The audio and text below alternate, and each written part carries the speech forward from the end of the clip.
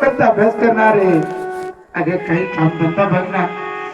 आई मला मास्तरनं सांगितलं का लिहायचं म्हणून त्या आई सुद्धा त्या मुलीकडे पाहून त्या आईचा सुद्धा आता पाय निघून जातो. अरे मुलगी लहानाचे मोठे होते, वर्गाने पुढे ते 12वी शिकून पास होते. एक दिवशी तो मुलीचा वडील मारुतीच्या पारावर बसलेला असतो. मित्र जवळ येतात, कळवतात, रामभाऊ तुमची मुलगी उपाध्याने लग्न करता का? अरे लग्नाचं नाव घेतात, वडिलांच्या हृदयाला धक्का बसतोय. अरे बापासाठी लग्न हे नवीन नाही, परंतु आजवर ऐकलं ते परक्याच्या मुलीचं, आज ऐकलं स्वतःच्या मुलीचं. एखाद्या तिकडे छातीवरती पडावा असा धक्का बसतो, लटलट कापा लागतो. माझी मुलगी लग्नाला आहे मला कळलं नाही. आणि तसाच मित्रातून उठतो, घरी जातो, बायकोला कळवतो मला जेवायला. बाई स्वयंपाक करते, ताट तांब्या वाढून देते. जेवायला बसणार तेवढ्या फोनचा आवाज येतोय.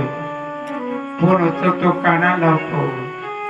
फोन ऐकला का समोरचं ताट बाजूला लोटतो. बाई जोडे ती काव काय झालं? तुम्ही जेवत का नाही? स्वयंपाक चांगला नाही का? जेवण बरोबर नाही का? तुमची तब्येत ठीक नाही का? काय झालं सांगा ना, सांगा ना. मी सकाळपासून बघते तुमचा चेहरा उतरल्यासारखा आहे.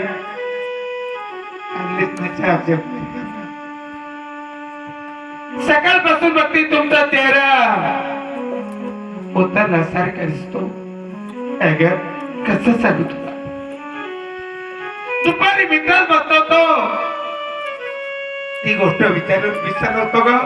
पण आता तो जयंत जो फोन वाजला ना, तो पाहुण्याचा होता. त्याने आपल्या तावडीसाठी स्थळ शोधलं ग.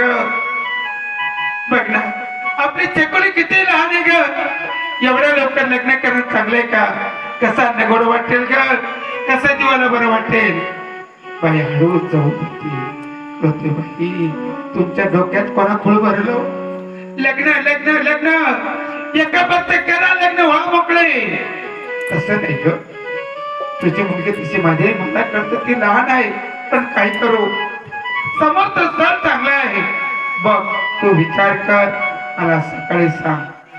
अरे ती बाई जेवण करते, आतुरा झोपते. मनात एक एक विचार येतो. मनात विचाराचा कौल मानल्या जातो. बाई आपण जर कधी सकाळी पाहुणे गावी दुसऱ्या गेलो, संध्याकाळपर्यंत घरी येतो. आपला दिवसभर तिथे जीव लागत नाही. पण माझी मुलगी परक्या घरी जाणार, तिला आयुष्य तिथे कथा चाले. कशी माझी चकुली राहील बाई? तिचा सासरा कसा असेल, तिचा देर कसा असेल, सासू कसे असेल. उद्या बाई बाकी तर सोडा, पण त्याच्या लग्न लावायचं. तो जर चांगला निघाला तर बरं होईल. तो जर दारुड्या निघाला तर माझ्या चकुलीचं कसं होईल बाई? माझ्या चमडीचं कसं होईल? रात्रभर त्याला डोळ्यात लागत. सकाळी उठते नवऱ्याकडे ते कळते ना, मी लग्न करा नाही म्हणत नाही, पण ऐका ना, माझ्या वाट्याला जी गरिबी आली ना, ती माझ्या पोरीच्या वाट्या यायला नको.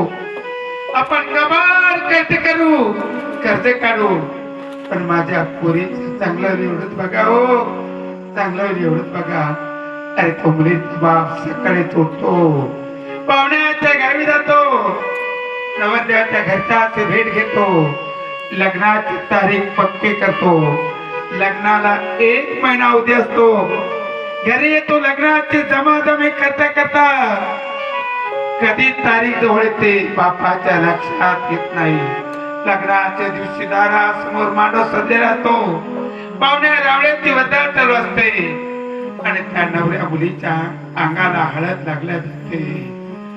प्रथम पादारी सोबतीचा मान असतो, शेवटचा नंबर आईचा असतो. आई येते, त्या हळदीचा काटा हात डुबवते, थरथरल्या हाताने आपल्या चकुलीच्या गालापासून तर पायापर्यंत हात ओढते, नजर भरून पाहते, मनाच्या मनात कळवते, तावडे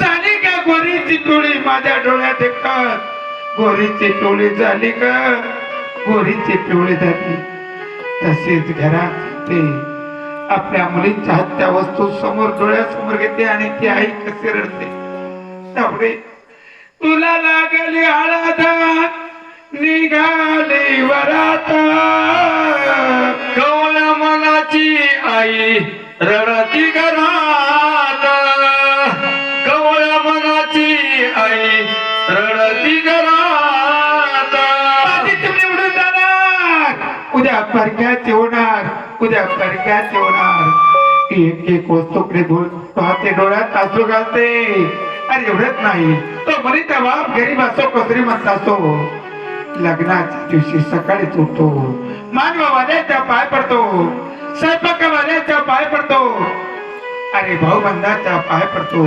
आयुष्यभर ज्याचा संघ कधी बोलला नसेल रस्त्यात गाळ झाली तर हात जोडतो रामभाऊ आज आपल्या मुलीचं लग्न आहे मांडवात या अरे दिवसभर धावतो धावतो धावतो धावतो अखेर मुलीचं लग्न लागलं जातं लग्न लागताना आई तुळशीला पाणी घालते तुळशीला साखर घालते तुळस माता माझी चपली सुखी ठेव ग माझी चुमणी सुखी ठेव ब्राह्मण मंगलाष्टक बोलतात ब्राह्मणाच्या अष्टक कवच संपतात बाईच्या लक्षात येत नाही तशीच तुळशी वस्त्रावणामध्ये उभी असते शेजारी बाई कळतो मावशी ओ काकू लग्न लागलं ना तेव्हा पुढे हातातील तांब्या खाली फेकवते नवरदेवाच्या आईकडे जाते अरे ती नवरदेवाच्या आई वयाने लहान असो का मोठी असो त्या इलीच्या पाय पडते हात जोडते इली बाई लग्नात काही कमी पडला असेल ना त्याचा त्रास मला द्या पण माझ्या चपलेला बोलू नका हो लई लाडात वाढाली हो लई प्रेमाने वटवली लग्न लागलं जातो फळ भरतो आणि मुलगी वाटी लावताना आई बघते आईच्या गळ्याला घट्ट मिठी मारते आणि जोराने किरकडी मारते आई